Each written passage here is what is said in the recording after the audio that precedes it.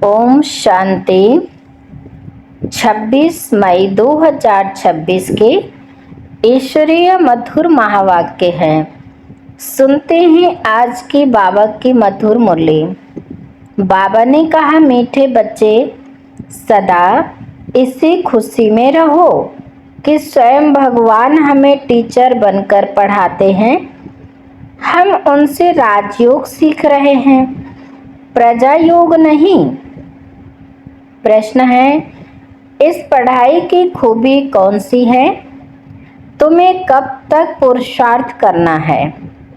उत्तर है, यह पढ़ाई जो बहुत समय से करते आ रहे हैं, उनसे नए बच्चे तीखे चले जाते हैं। यह भी खूबी है जो 3 मास के तीखी बुद्धि वाले तीव्र पुरुषार्थी नए बच्चे पुरानों से भी आगे जा सकते हैं।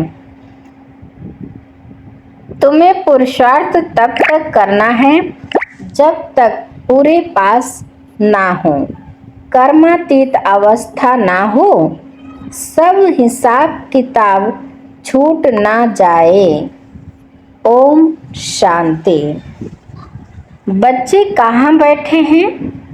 बेहद के बाप के स्कूल में। बहुत ही ऊंचा नशा होना चाहिए बच्चों को। किसके बच्चों को? बेहद के बाप के बच्चों को अथवा रूहानी बच्चों को। बाप रूहों को ही पढ़ाते हैं, गुजराती व मराठी को नहीं पढ़ाते हैं। वह तो नाम रूप हो गया। बाप पढ़ाते ही हैं रूहों को। तुम बच्चे भी समझते हो, हमारा बेहद का बाप वही है जिसको भगवान कहते हैं। भगवान वाच भी है जरूर, परंतु भगवान किसको कहा जाता है यह समझते नहीं हैं। कहते भी हैं शिव परमात्मा नमः। परमात्मा तो एक ही है, वह है ऊंचते ऊंच निराकार। तुमको श्री कृष्ण भगवान नहीं पढ़ाते, न पढ़ाया था। तुम जानते हो हम आत्माओं का बाबा हमको पढ़ा रहे हैं। भगवान तो निराकार ही ठहरा। शिव के मंदिर में जाते हैं, उनकी पूजा भी करते हैं, तो जरूर कोई चीज है। नाम रूप से न्यारी कोई चीज थोड़े ही होती है, यह भी तुम अब समझते हो। सारी दुनिया में कोई भी नहीं जानते हैं, तुम भी अभी जानने लग पड़े हो। बहुत समय से जानते आए हो, ऐसे भी नहीं बहुत समय से आने वालों से नए तीखे नहीं जा सकते हैं। यह भी खूबी है, 3 मास के नए बच्चे भी बहुत तीखे हो सकते हैं। कहते हैं बाबा, इस आत्मा की बुद्धि बहुत तीखी है। नए जब सुनते हैं तो बड़े गदगद होते हैं। है तो सब गॉडली स्टूडेंट। निराकार बाप ज्ञान का सागर पढ़ा रहे हैं। भगवान वाच भी गाया हुआ है, परंतु कब वह भूल गए हैं। अभी तुम बच्चे जानते हो, ऐसे भी कोई होते हैं जिनका बाप टीचर होता है, परंतु वह सिर्फ एक ही सब्जेक्ट पढ़ाएंगे। दूसरे सब्जेक्ट लिए दूसरा टीचर पढ़ाएंगे। यहाँ तो बाप सब बच्चों का टीचर है। यह वंडरफुल बात है। ढेर बच्चे हैं जिनको निश्चय है शिव बाबा हमको पढ़ाते हैं। श्री कृष्ण को बाबा कह नहीं सकते। श्री कृष्ण को ऐसे टीचर गुरु भी नहीं समझते। यह तो प्रैक्टिकल पढ़ा रहे हैं। तुम भिन्न भिन्न प्रकार के स्टूडेंट्स बैठे हो। बाबा टीचर पढ़ाते हैं जब तक तुम पास हो जाओ, कर्मातीत अवस्था को पालो, तब तक पुरुषार्थ करना है।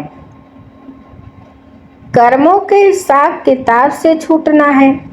तुम्हें अंदर में बड़ी खुशी होनी चाहिए। बाबा हमको ऐसी दुनिया में ले जाते हैं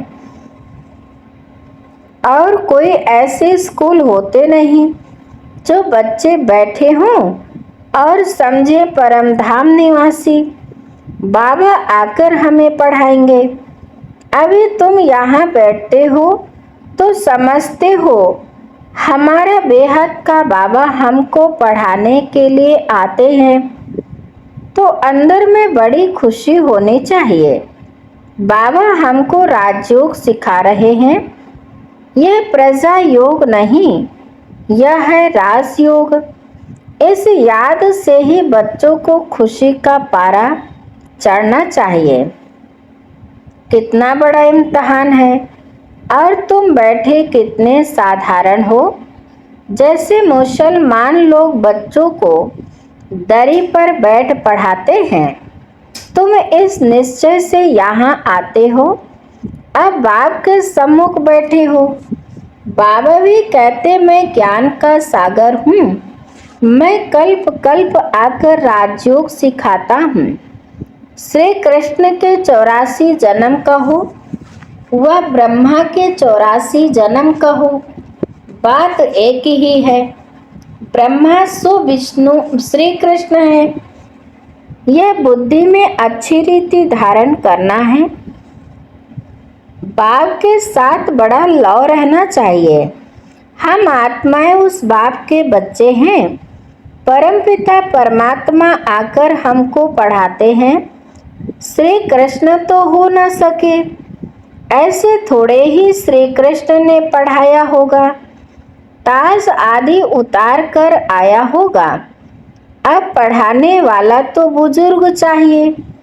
बाप कहते हैं मैंने बुजुर्ग तन लिया है, यह फिक्स है। शिव बाबा ब्रह्मा द्वारा ही पढ़ाते हैं।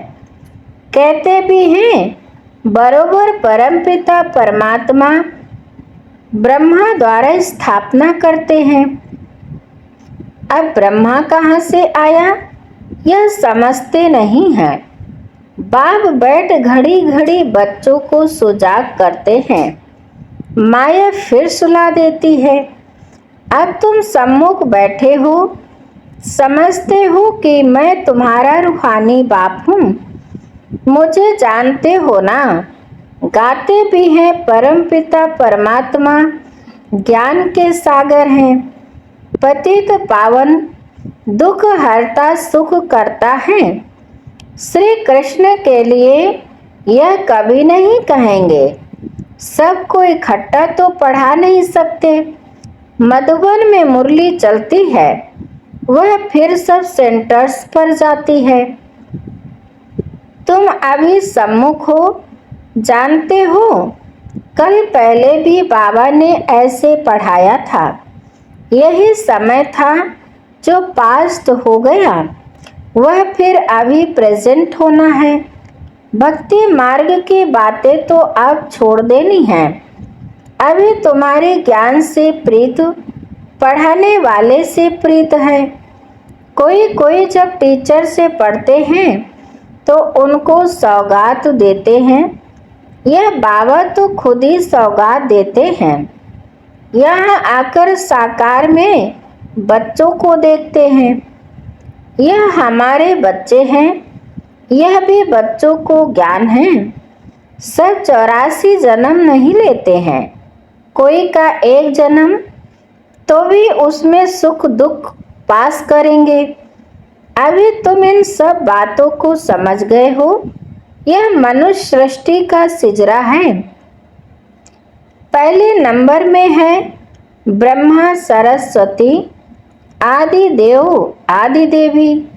पीछे फिर अनेक धर्म होते जाते हैं। वह है सर्व आत्माओं का बीज, बाकी सब है पत्ते। प्रजापिता ब्रह्मा सबका बाप है। इस समय प्रजापिता हाजिर है।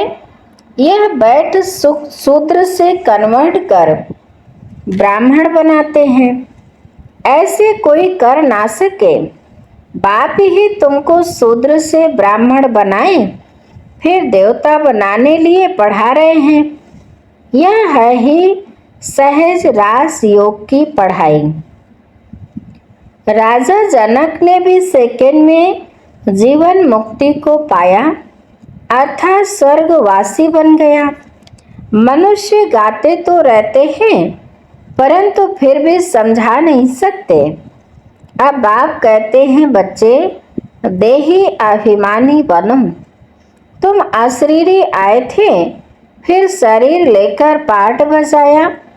बरोबर 84 जन्म लिए हैं। बाप जो ट्रुथ है वह सत्य ही बताएंगे। राजधानी हुई ना, राजयोग एक थोड़े ही सीखेंगे।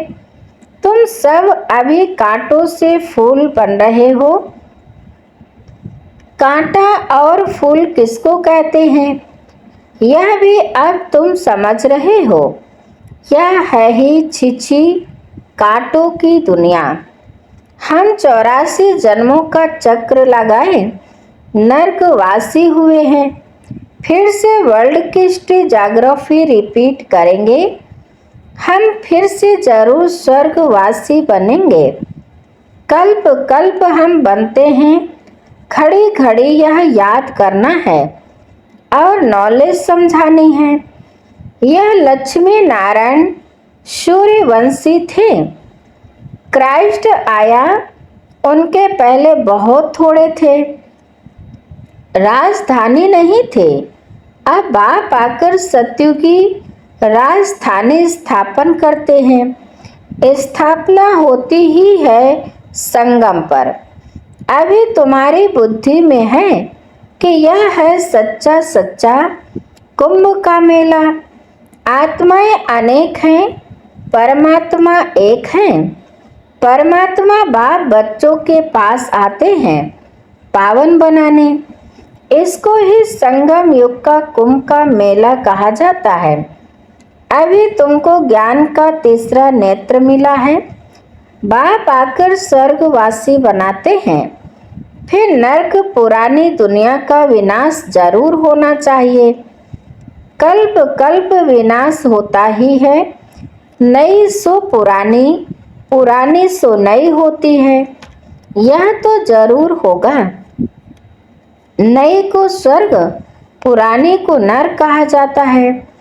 अभी तो कितने मनुष्यों की वृद्धि होती जाती है।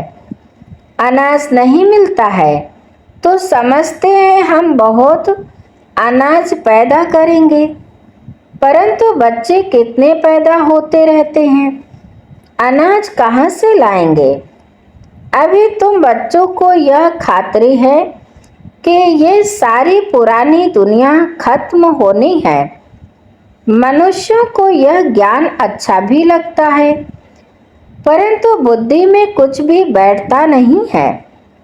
तुम्हारी बुद्धि में है नरक के बाद स्वर्ग आएगा। सतयुग के देवी देवता होकर गए हैं। यह लक्ष्मी नारायण भारत के मालिक थे, चित्र हैं। सतयुग में है आदि सनातन देवी देवता धर्म।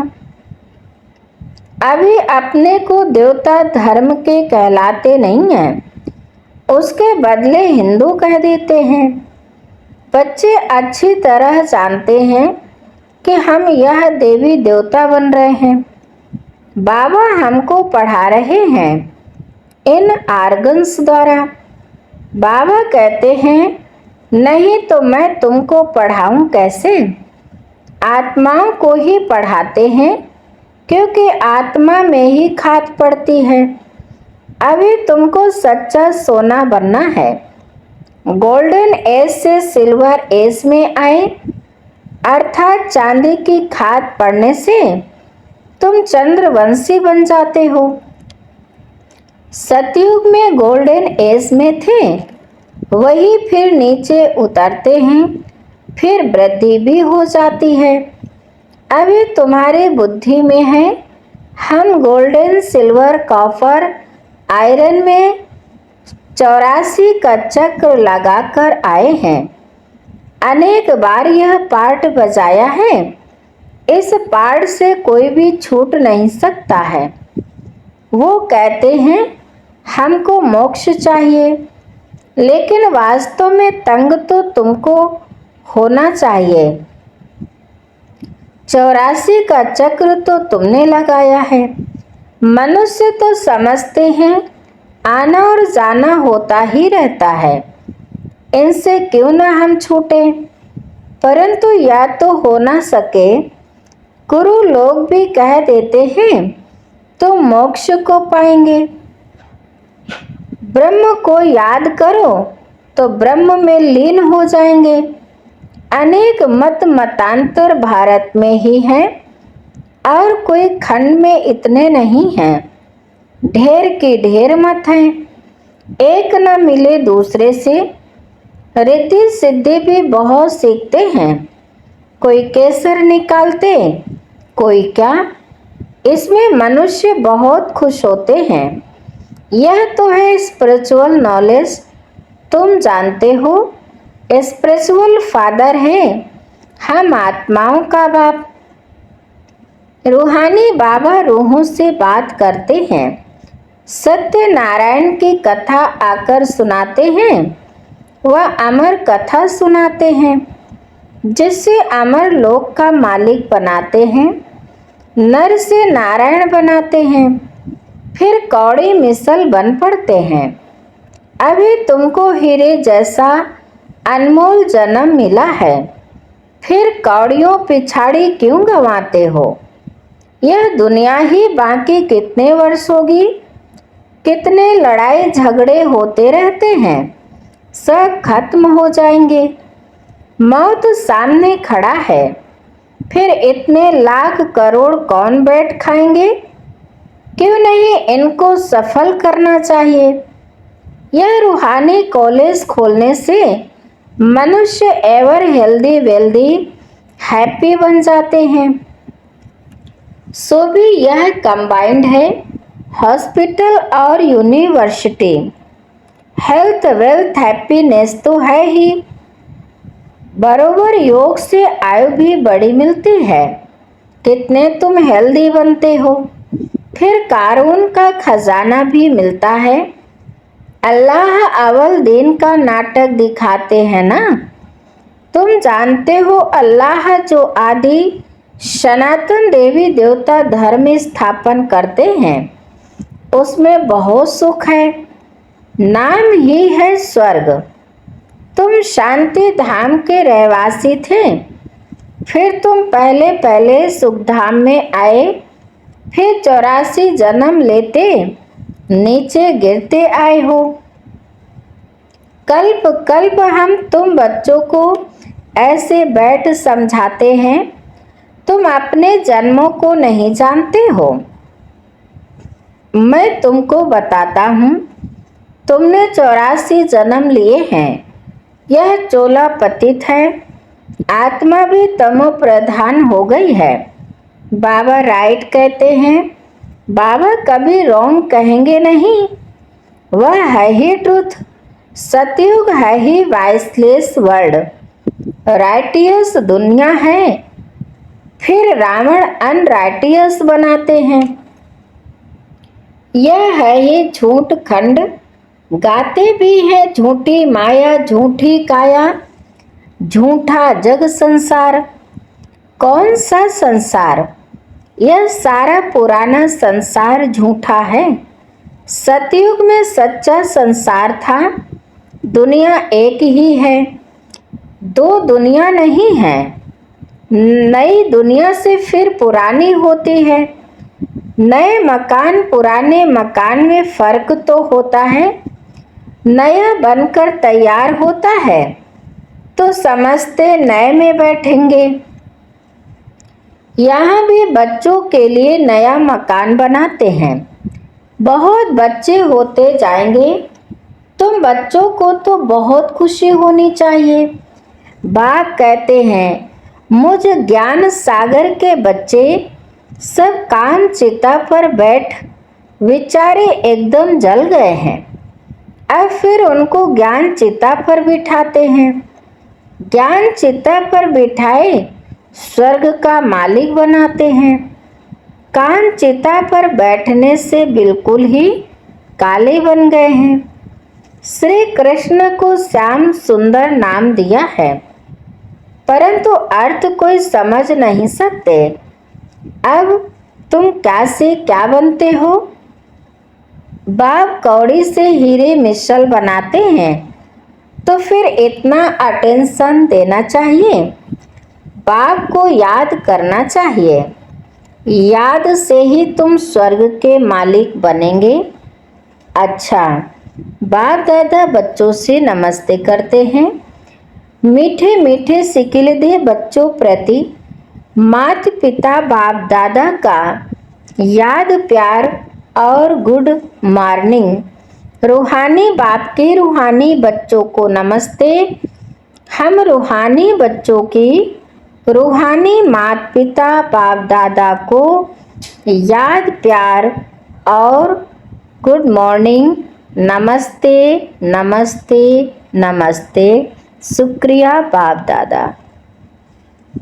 धारणा के लिए मुख्य सार नंबर 1, इस हीरे तुल्य अनमोल जीवन को कौड़ियों के पीछे नहीं गंवाना है। मौत सामने खड़ा है, इसलिए अपना सब कुछ रूहानी सेवा में सफल करना है। नंबर 2, पढ़ाई और पढ़ाने वाले से सच्ची प्रीत रखनी है। भगवान हमको पढ़ाने आते हैं, इस खुशी में रहना है। वरदान है, कैचिंग पावर द्वारा अपने असली संस्कारों को कैच कर उनका स्वरूप बनने वाले शक्तिशाली भव। कैचिंग पावर द्वारा अपने असली संस्कारों को कैच कर उनका स्वरूप बनने वाले शक्तिशाली भव। विस्तार है, पुरुषार्थ का मुख्य आधार कैचिंग पावर है। जैसे साइंसदान बहुत पहले के साउंड को कैच करते हैं, ऐसे आप साइलेंस की शक्ति से अपने आदि दैवी संस्कार कैच करो। इसके लिए सदैव यही स्मृति रहे कि मैं यही था और फिर बन रहा हूँ। जितना उन संस्कारों को कैच करेंगे, उतना उसका स्वरूप बनेंगे।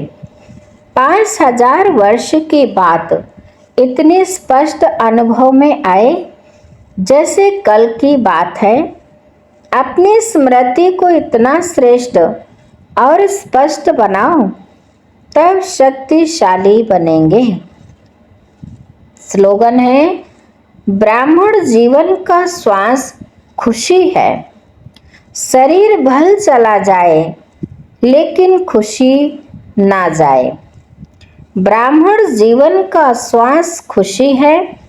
शरीर भल चला जाए लेकिन खुशी ना जाए। अच्छा, आज की मुरली के अव्यक्त इशारे हैं, सुनते हैं। सदा अचल अडोल एक रस स्थिति का अनुभव करो। एक धक से सौदा करने वाले एक के होने कारण सदा एक रस रहते हैं। बाकी जो थोड़ा थोड़ा करके सौदा करते हैं, एक के बजाय 2 नाव में पांव रखने वाले हैं, वह सदा कोई ना कोई उलझन की हलचल में एक रस नहीं बनते हैं। इसलिए सौदा करना है तो सेकंड में करो, दिल के टुकड़े टुकड़े नहीं करो। अच्छा, आज की मुरली यहीं पर समाप्त होती है। मीठे मीठे प्यारे प्यारे बाप दादा को दिल से बहुत बहुत शुक्रिया। शुक्रिया। आप सभी महान आत्माओं को भी दिल से शुक्रिया। ओम शांति।